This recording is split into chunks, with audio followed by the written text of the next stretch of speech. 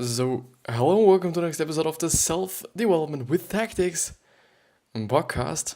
And actually, I do really want to create some sort of an intro for this podcast because I think it's just some kind of great if you do just have, some music or some kind of speech thing like thing before every single episode, which is always quite the same, so that there's something like, yeah, you know that this podcast is coming up.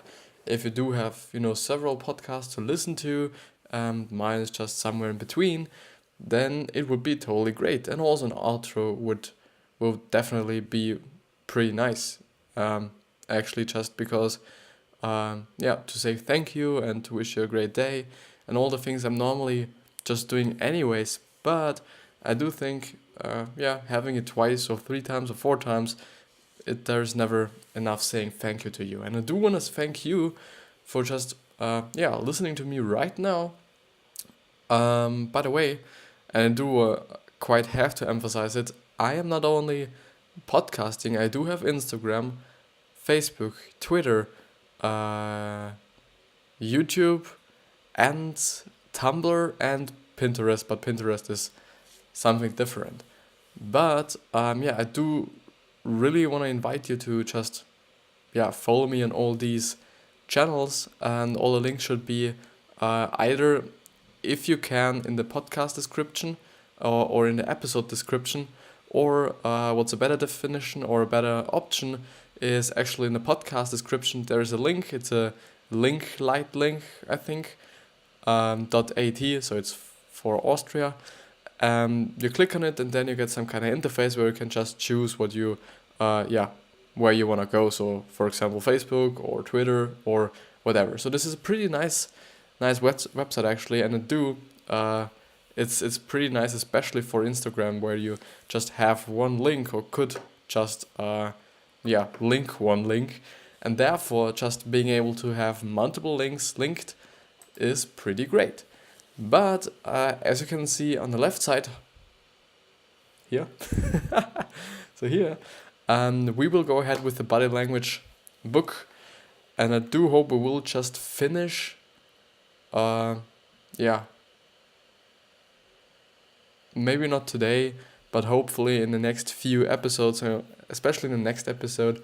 It always depends on how long I make the episodes, but I do really want to discuss something else as well, not only body language. I think actually body language are the most or the longest episodes there are on the channel if you're on YouTube, and or as a podcast if you're on a podcast, because there are multiple body language books I've discussed. I think actually 2 not with this, so 3 with this, or 2 with this, so actually another one. But we go ahead with lint picking. And as I was going through it before, I was like, what the fuck? The first thing I do have to look up again. So lint picking, looking away while picking imaginary lint, is a sign of disapproval. The thing is, I don't know what a lint is. Lint. Lint picking. Ah, okay. I think I get it. Some sorta. I haven't really I'm just always thinking if I have seen this already and which person it was and so on, but I think I haven't really seen this one before quite. What happened? But yeah. Hands on hips. The definite book of body language says that placing the hands on the hips and pointing the elbows out shows readiness to dominate. It's a non-verbal challenge to other men who enter their territory. One hand on the hip is similar, especially if the elbow is pointed towards the person we are issuing the challenge to. It's also been called the achiever pose, as it shows readiness to tackle the issues and get down to it. Men use it around women to display an assertive male attitude. This, what Joey Navarro calls akimbo, is his great what everybody is saying. Have I been speaking about this book as well? I think not actually. No, I have not. Maybe I will in some time actually discuss it as well, but I do think the definite book of body language is just a really, really great summary and overall look on all, you kind of can't keep attention on in terms of body language. The cowboy stance. Thumbs into the belt or in the pocket is a gesture to frame the genital area, is used mostly by men to signal a sexually aggressive attitude. Men use this gesture to stake their territory or to show other men they mean business. Peace says it's a regular for men on the prowl. If it is used while talking to women, especially with dilated pupils and a foot pointing towards her, it immediately gives the game away as to what are his intentions. Yeah, it's not only great to just use it for yourself or just recognize it on yourself, but also to see it on other people. Then you just if you're just looking around, some people are talking to each other, and you might be like, oh yeah, I totally know what he's up to. So I think this is actually also a great point of why body language could be pretty interesting for you. The leg over armchair. Mostly a man gesture, as it also uses the legs spread. It communicates ownership and signals an informal and aggressive attitude. If someone is having a serious discussion, it also communicates superiority and indifference. So leg over armchair. I do think of something, but yeah, I thought about something like this. Yeah, totally. This is one of the most common body positions you could just imagine when you're just thinking of a movie with a boss or some really high person in the company, and he's always sitting like this and just joking around. Everybody's laughing, and he also or not. But yeah, straddling a chair. Barbara and LP say that the person straddling a chair wants to dominate the crotch display while at the same time using the back of the chair for protection. Straddlers tend to be dominant types who will try to take control of others when they get bored with the conversation. So I do have to look this up. Straddling chair. Yeah, I thought about this one. Just using the chair the wrong way, basically. The really wrong way. The catapult. The Definite Book of Body Language says the catapult is the seated version of the hands on hips. The heads are behind the head. The hands are behind the head with the elbows pointing toward or outward. It gives an air of superiority, like the person knows it all. Legs are usually in a figure four or crotch display. P says that women quickly grow to dislike men who use the catapult during business meetings, and women can't really use it as it would show their chest too obviously, and even flattened chested one are described as aggressive by both men and women. So it's basically this one. Basically this one. I do quite use it.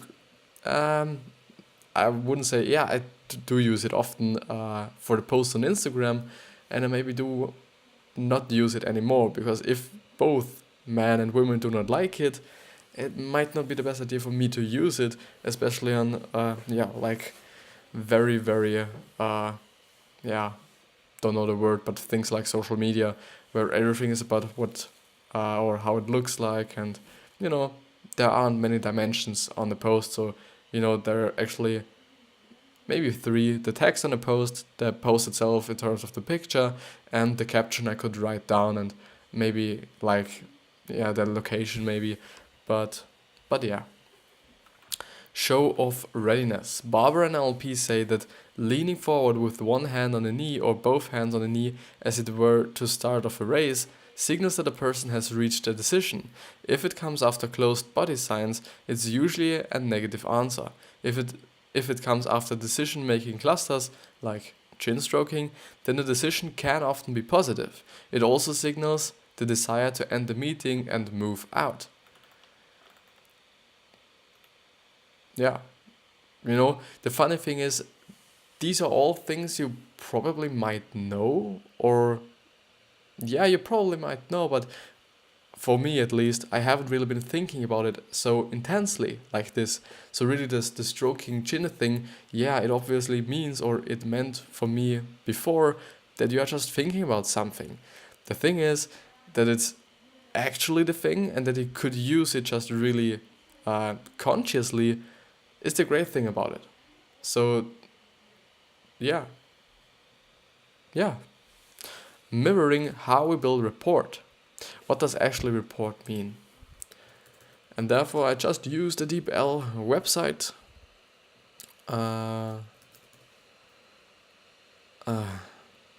Thank you. It's the same fucking word, you motherfucker. Mirroring how we build rapport. You've probably heard of mirroring 1,000 times. Basically, mirroring says non-verbally that you two are similar and share the same attitudes. For me, mirroring was actually like, actually making the same things as the other person are doing in terms of body language. So if he has crossed arms, you have crossed arms.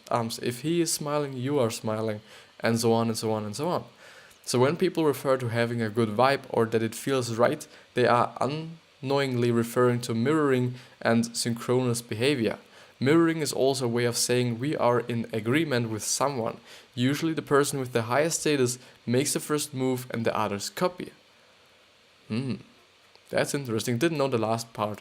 So that really, the highest status person really just, makes up for the copy, and all the other people are just copying him.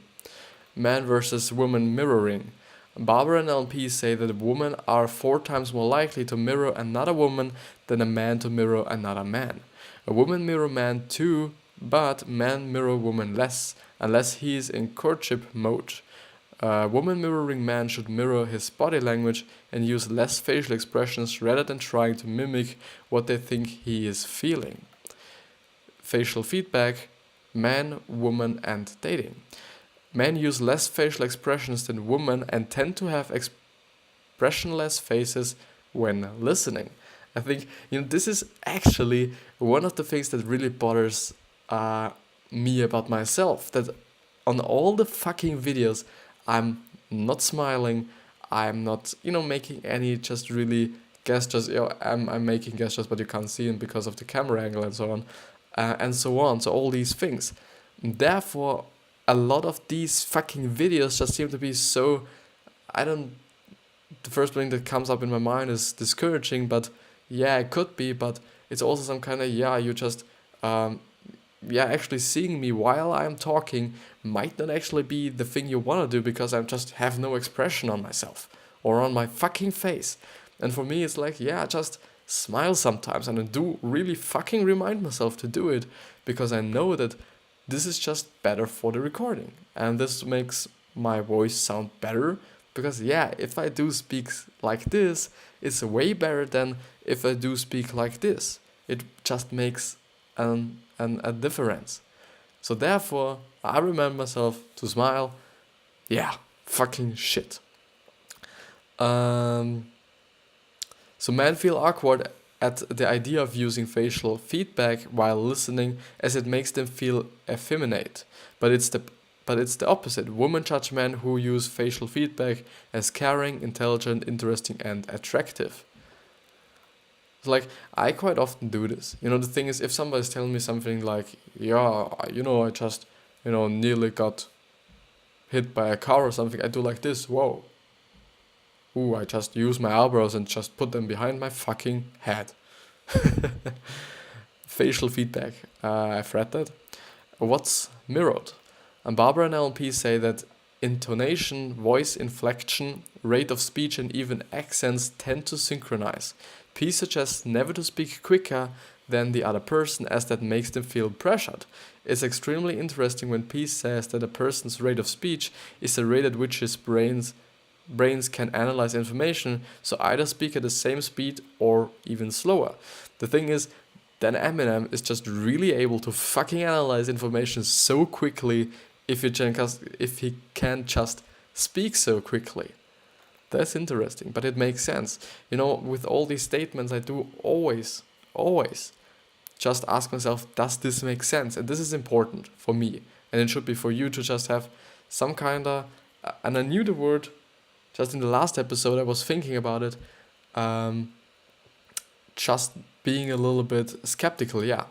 Being a little bit skeptical on what you're actually reading. Could this be true? Could this be right? If this even, a real nice source and so on. So therefore, I really like to go through book summaries because at my point of view, not quite a lot of people do have the money or time to write the book, then let it produce and or publish, and then just maybe market them even so they do not either have the time or money or both actually to then just put out bullshit into the world. Sometimes it seems to be like this, but yeah, I do feel like, yeah, if somebody is really passionate about one thing, yeah, they're gonna write a book, or if they're just really knowledgeable in one particular topic, they will just make a book. Okay, that makes sense. Therefore, I really like to rely more on books than on articles on the internet, because yeah, an article is doesn't take a lot of time. It could take a lot of time, obviously, but normally not, and money actually not. So therefore, every fucking man or woman could just write an article on the internet, and if I discuss just something someone wrote, yeah, it's not that truthful and it's not that valuable even. Therefore, I first of all try to always get good articles from, like, I don't know, Inc.com, Forbes, Business Insider, Tony Robbins himself, Gary Vee himself, and all these great people and or great companies, and or just book summaries, because yeah, it makes for me actually more sense to go through these things. Yeah, intentionally mirroring. But what I want to say is that you should always be skeptical on what you're reading. So yeah, period. It's possible to influence others by mirroring their positive gestures and posture, which will make the other person feel relaxed and receptive. It's a good strategy to mirror people who adopt a superior body language with you to disconnect them. Don't use it with the boss though. Peace recommends. And I was just thinking, like, yeah, maybe if he is actually or she is actually superior to you, it might not even be the best idea to just use it. And therefore, yeah, because I do have to make an internship or attend an internship in my summer holidays, which, then I have to do 1 month of internship, and then I really just have to remind myself, man, do not do anything that might be just really bothering your boss. This might not be a good idea. But do not mirror the negative signals, though, in order to create rapport. Superiority boss mirroring. Barbara and LP say that when the leader adopts a pose, the superiors will usually copy, often in ranking order. Leaders also tend to be the first of a group to walk through a doorway and like to sit at the end of a sofa rather than in the middle. In a conference room, the boss usually sits at the head of the table, often farthest away from the door. In a boardroom, people who will mirror your position are also the most likely to vote for you. When you present your product to couples, noticing who mirrors whom will let you know who's got the ultimate decision power. Yeah, totally. And therefore, the good thing is that you can actually, if you're just presenting something or you're just hoping for someone to vote you, an actually good thing then would be to just mirror their body language, because then I assume it would be like this.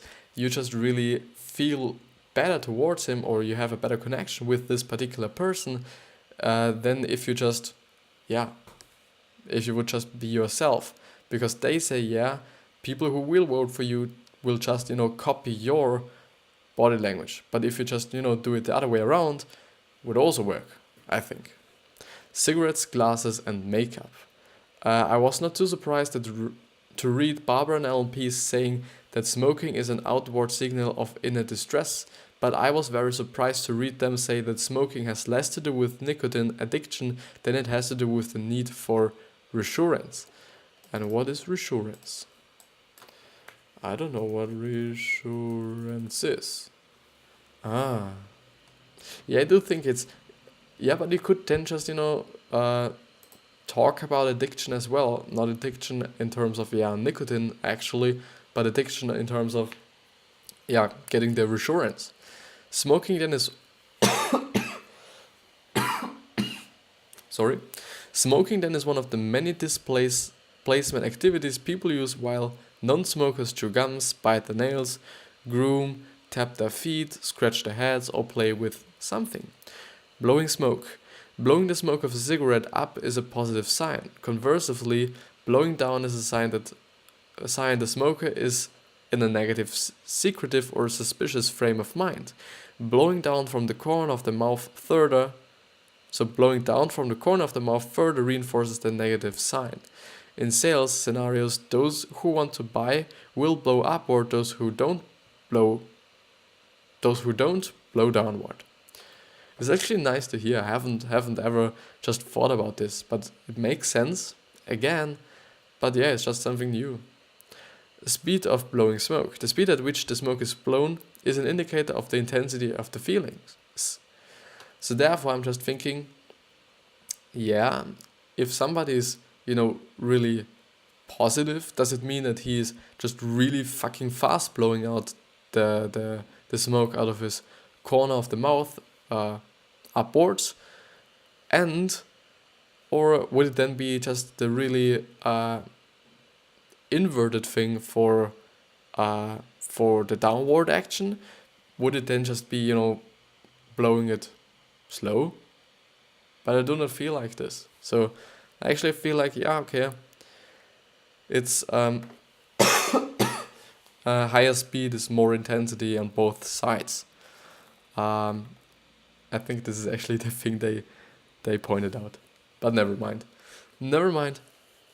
So extinguishing cigarettes. Barber and LPs note that if a smoker extinguishes the cigarette before it's finished, it's an indicator he wants to terminate the conversation. You can then change course, terminate it early, so it seems it was your decision.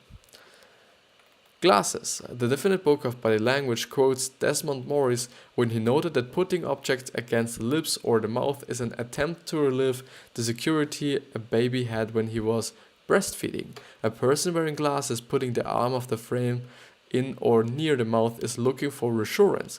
As we have already seen, it's also a stalling sign to gain time, as it is taking them off frequently to clean them. Holding them while often means they have reached a decision, while putting them back means the person wants to see more of the information or evidences. Big frame glasses project power, while frameless or thin frame glasses convey a powerless image and say you are more interested in fashion than business, and the opposite is true in social situations. Therefore, I just think like, could this, be true? Because there might be even a study for this, but the thing is, if you just like, big frames, then you just buy yourself glasses with big frames. If you do not like them, you don't. So it's, on both sides, it has something to do with fashion, if you want to, and or not. It's just, how you feel like it. Therefore, and in terms of business, it is more like, okay, it just seems for me like, people have 500 different glasses at home, so they just, put on whatever they are feeling like. But no, if they're just feeling like, big frames when they just buy their fucking glasses, they don't think about what they're thinking in business situations, or how this would or could come across in business situations, I think.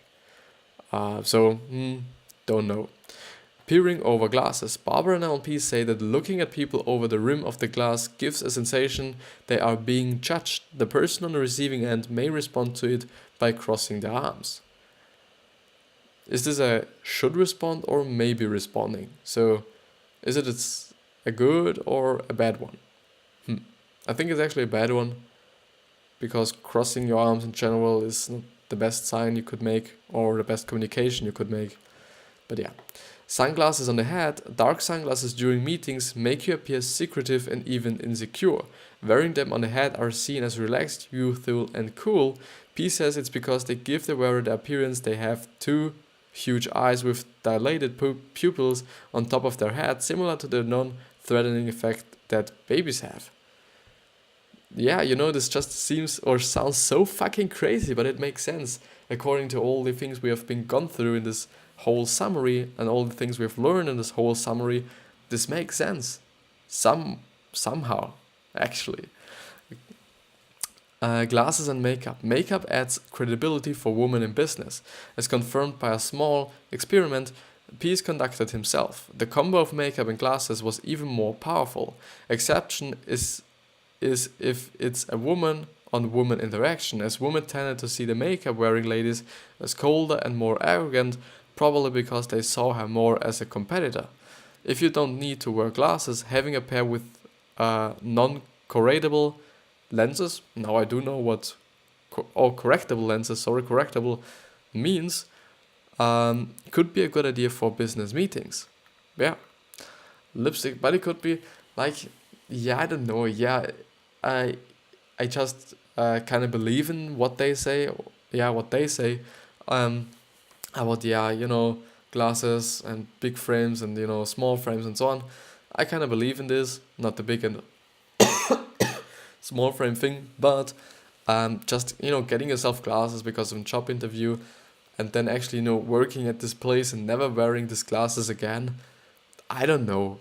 It might, come across a little crazy, but if then just but the thing is, yeah, give a fuck what he is thinking or she is thinking. So your boss is thinking or your future boss is thinking. Just get yourself glasses, secure that fucking job if you need it, and then just if he asks or she asks, be like, yeah, I knew that this will give me a higher chance of, getting the job. You could do it.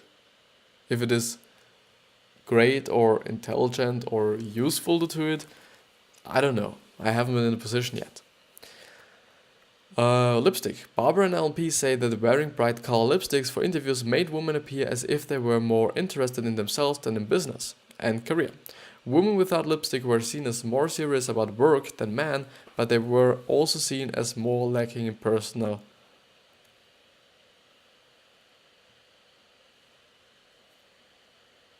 Sorry.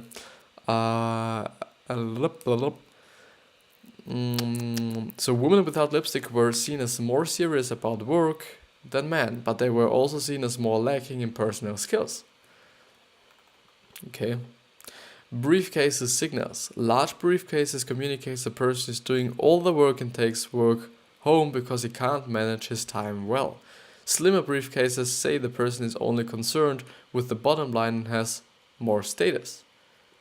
Yeah, this also makes sense, but it's so strange and so crazy that even it makes a sense what your fucking briefcase is like. So basically you could just change everything up that you get the really max out of everything in your life. It seems to be like this, especially in corporate situations like business meetings and all these things. You could actually just use all these informations to just I'm just thinking about I really have a small not suitcase but briefcase. I'm not wearing lipstick. I do have sunglasses on my head. I do have additionally other glasses without correctable lenses. I have makeup on, even if I'm a man. I don't give a fuck if it's a man, and so on. Really overdoing the whole thing. Yeah, this would actually be funny. This would actually be. I don't know if you have seen this, but Gary Vee actually posts now some kind of comics or some kind of cartoony stuff, things like. But this is actually one of these situations that I would actually, if I would, and I was actually thinking about making these comics as well, but it would take quite a lot of time for me to make them. But this would actually be one of the scenarios I would just actually right ahead make because, for me it seems so funny. Body points where the mind goes. Definitive book of body language points to an extremely easy and super effective way of reading people's intention. The direction in which someone points his body or feet is a signal of where he wants to go. Just looking for how long this will go on, and it goes on Yeah, it goes on for a bit. So these were the cons. Were these actually the pros? Or are they beneath it? I don't know. I don't think so. No, I don't think so. No, definitely not. So, yeah. Body angles. Open positions. Standing straight and facing someone head on is perceived as aggressive. To avoid taking an aggressive stand, we must stand at 45 degrees angles so that together with your speaking partner we form a 90-degree angle. This position invites other to join the conversation. Pointing the body away from the listener is seen as confident but not aggressive. Yeah, it makes sense, especially the upper part that you just, stand slightly not facing him because, yeah, you're just creating more space and, more room for someone joining. This makes sense. But actually seeing it as better if you're just not like, yeah, but maybe, it just seems so like, yeah, intuitive to just, if you're talking to someone, you just stand in front of them and just stare them in the face and just talk to them, face to face, some sorta. But it also makes sense, yeah, to create the room and actually not facing them directly, because yeah, for me it just makes sense. I don't know. Close positions. Barbara and LP say that if two people want intimacy, they will instead face each other. If someone wants to monopolize the conversation with someone, they will take the position. They will take this position. A fully frontal position is also a courtship signal, what Vanessa van Erdens calls fronting. If the other person accepts that the courtship signal, they will also orient the body at 0 angle. Peace says it's okay to approach a woman from the front and eventually move to a 45-degree angle. The closed position can also be used to issue a challenge between people who are hostile to each other. Yeah, I definitely, if just people really feel better when I'm talking with them, if I'm at a 45-degree angle, I will definitely do this. And, these are the things that I'm really looking forward to trying out, if I remember them. But I definitely will remember them because, actually always when I'm thinking about how I could implement all these things and even, talking about these things with another person and so on, it's actually a good tip if you do want to remember things better, just learning it and looking at it and then teaching it someone else. You will definitely just remind it way better than by only listening and or reading and or just learning. But the thing is, it just makes fun or is fun to then use all these things properly or to your advantage. Attacks and approaches. Research shows that men are very of attacks from the front and women are very attacks from the rear and approaches from the rear. So never stand fully frontal with a man you have just met, as it perceives as either attack from a man or sexual interest from a woman. So, hold on. I really have to read this again. So research shows that men are it's with a W, wary of attacks from the front, and women are wary of attacks from the rear. Isn't the rear the same thing? Attacks from the rear. Yeah, I thought so. This would have made sense. From the rear and approach from the rear. Which means that they just talk to you always, behind you. So never stand fully frontal with a man you've just met, because this would be an attack sign for him, as it's perceived as either an attack from a man or sexual interest from a woman. Why? If they approach from the rear, why would it be a sexual approach or sexual interest from women if they're facing a man directly? I don't get it. I think that there's just some sort of mistake. But yeah. So how we exclude or include.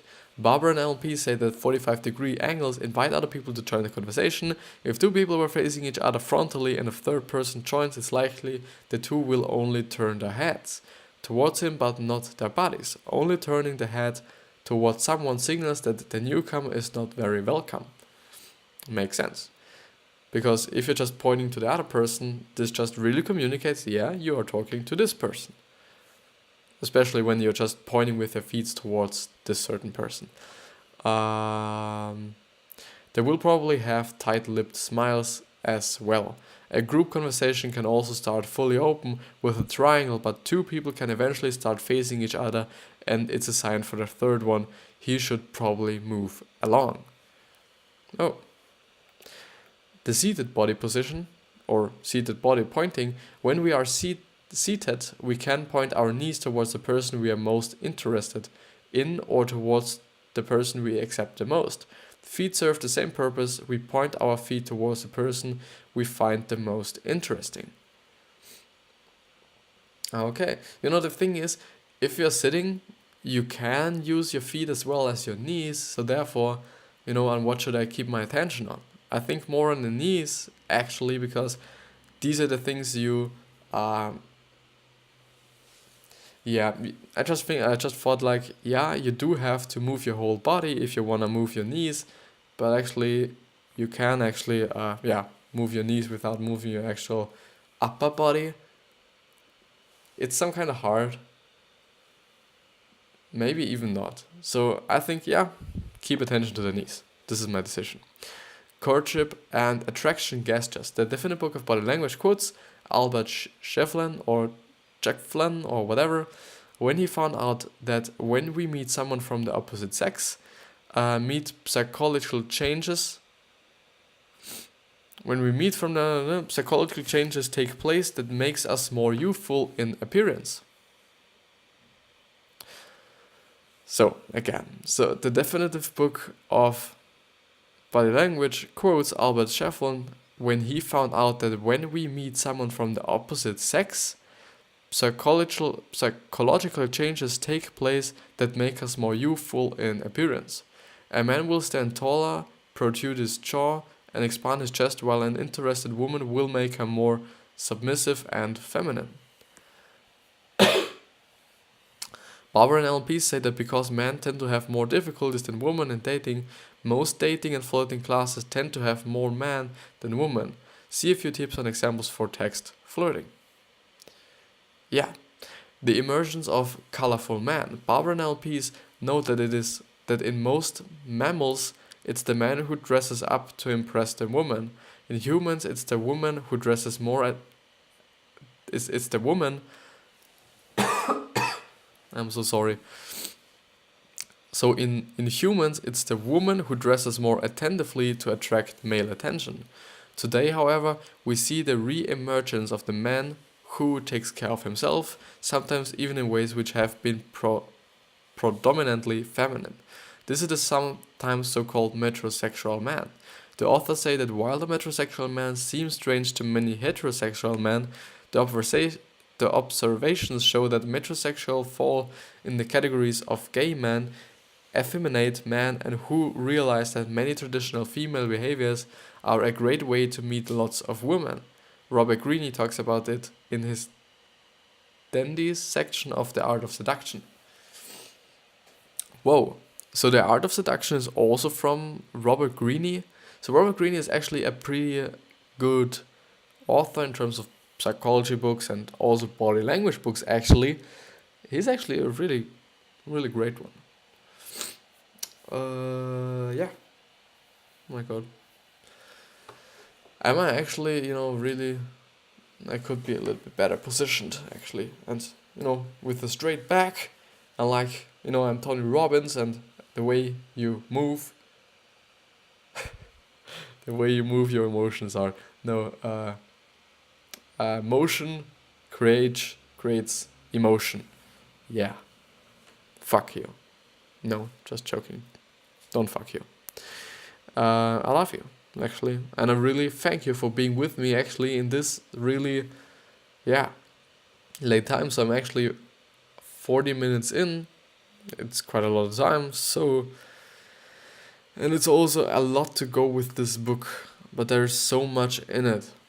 There's so fucking much in it. I will probably, yeah. So attracting the opposite sex. When someone wants to attract the opposite sex, we do so by emphasizing sexual differences.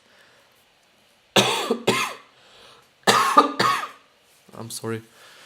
P says that most of the success in the dating game relies on the man's ability to read the signals of a woman sends to him as opposed to initiating his own moves. Barbara and LPs talk about Graham's style as a seducer and his success mostly due to his ability to read women's signals and play the rituals well. Women would describe Graham as a sexy, masculine, humorous, and as making them feel feminine. Men described him as aggressive, insincere, arrogant, and not particularly funny. Graham had few male friends as men didn't like a rival for the attention of his woman. Women call the shots. The definitive book of body language will tell you what most good observers know about themselves. Most men will tell you they made the first move, but most studies in courtship show that women are the initiators 90% of the time. And while some men approach without being invited first, and some of them can even be successful, the overall statistical success is low because they are simply playing the number game. Yeah. Women and men misunderstandings. Barbara and Ellen P say most men tend to mistake friendliness. Yeah, friendliness. Tend to mistake friendliness and smiling for sexual interest. P says that because men see the world in more sexual terms than women. Point. Upon meeting a possible partner, women tend to send a flurry. So upon meeting a possible partner, women tend to send a flurry of courting rituals in the first minutes. They often send ambitious messages in the early stages to manipulate men into showing the hand. Okay. Men often confuse these signals and make a clumsy pass. I find it extremely interesting that Barbara and LP say this is one of the reasons why some women have difficulties in attracting men. Men get confused with the ambitious messages and won't make the approach. Okay. And this is actually it with this episode. And there's quite a lot to go on, actually. Which is, yeah, it is good actually. It kind of is some sort of difficult to go on with this summary all the time. And it was a really good choice for me to really do not do this thing all the time, but rather just mix it up with something else so that I'm not just doing the same shit over and over and over again, or just the same topic over and over again, which is then for me, not that nice. And I do think actually for you as well, it's some kind of great to have, one episode there, and so on. So yeah. Even though I think it is also great to just have all the episodes after one and another so that you can actually go through them just kind of fluently. But yeah, I don't know.